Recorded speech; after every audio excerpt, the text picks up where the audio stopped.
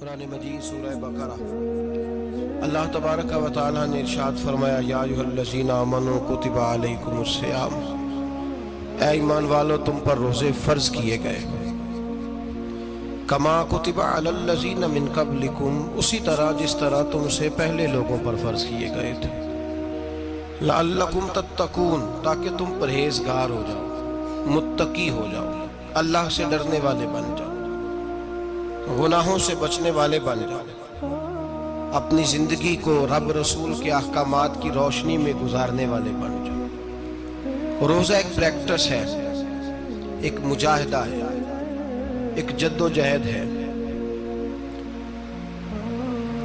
جد و جہد کس چیز کی؟ اللہ کی رضا کے مطابق اپنے آپ کو ڈھالنے کی جد و جہد۔ صوم کا لغوی معنی ہوتا ہے رک جانا، حلال رزق سامنے پڑا ہے، حلال مشروب سامنے پڑا ہے، حلال رشتہ بیوی کا موجود ہے، لیکن ان سب چیزوں سے حالت روزہ میں رکنا، اللہ کی رضا کے لیے رکنا، اس کا نام روزہ ہے۔ صوم کا معنی رکنے کے ہیں، پرہیز کرنے کے ہیں، بچنے کے ہیں۔ ہر چیز موجود ہے لیکن اللہ کا حکم نہیں ہے تو لہٰذا کھا نہیں سکتے۔ تو رب فرماتے جب جائز چیزیں تو میری مرضی کے بغیر میرے حکم کے نہیں کھا سکتا، تو نے رکنا ہے تو حرام کیسے کھا لیتا ہے؟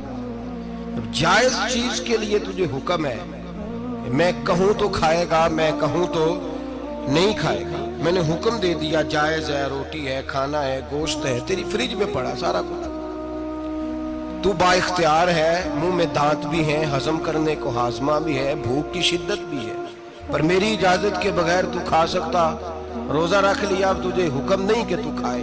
جب جائز چیز میری مرضی کے بغیر نہیں کھا سکتا تو ناجائز کیسے کھائے گا؟ میرے نبی پاک علیہ الصلوۃ والسلام نے اپنے خوبصورت الفاظ کے اندر اس مفہوم کو بیان فرمایا۔ محبوب پاک صلی اللہ علیہ وسلم فرماتے جس نے جھوٹ نہیں چھوڑا، غیبت نہیں چھوڑی، برائی نہیں چھوڑی، اللہ کو اس کے بھوکے پیاسے رہنے کی کوئی ضرورت نہیں۔ وہ کاہے کا رکا ہے؟ جب کوئی کام تو اس نے اللہ کی رضا والا کیا نہیں۔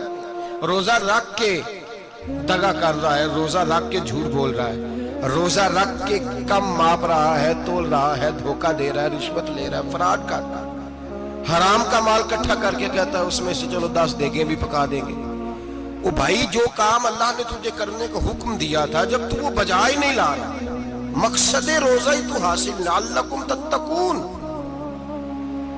روزے کا مقصد یہ ہے کہ تو پرہیزگار ہو جائے۔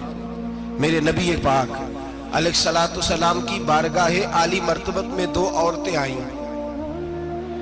یہ چیزیں کھا لو، کہنے لگی محبوبہ ہم نے روزہ رکھا ہوا ہے۔ فرمایا نہیں، تمہارا تو روزہ نہیں ہے، حضور رکھا ہوا ہے روزہ، سحری سے لے کر اب تک کچھ نہیں کھایا، شام تک بھی نہیں کھائیں گی۔ محبوب نے فرمایا ذرا کہہ تو کرو، الٹی تو کرو۔ کہہ کی تو ان کے حلق سے خون بھی نکلا اور گوشت کے لوتھڑے بھی نکلے، پھوٹیاں بھی نکلی۔